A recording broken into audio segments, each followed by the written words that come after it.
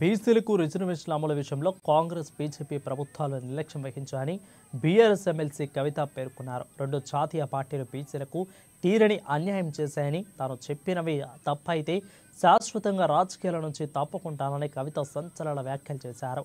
Indira park వద్ద నిర్వహించిన BC మహాసభలో కవిత పాల్గొని ఈ రకంగా ప్రసంగించారు.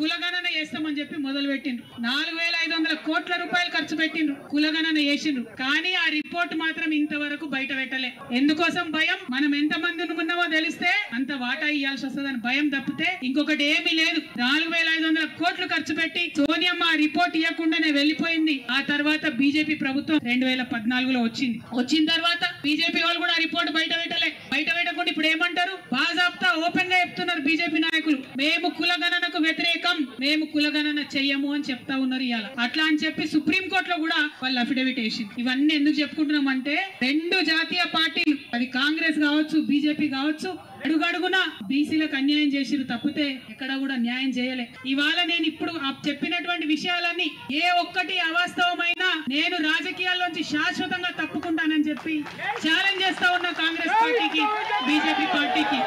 నేను మాట్లాడుతా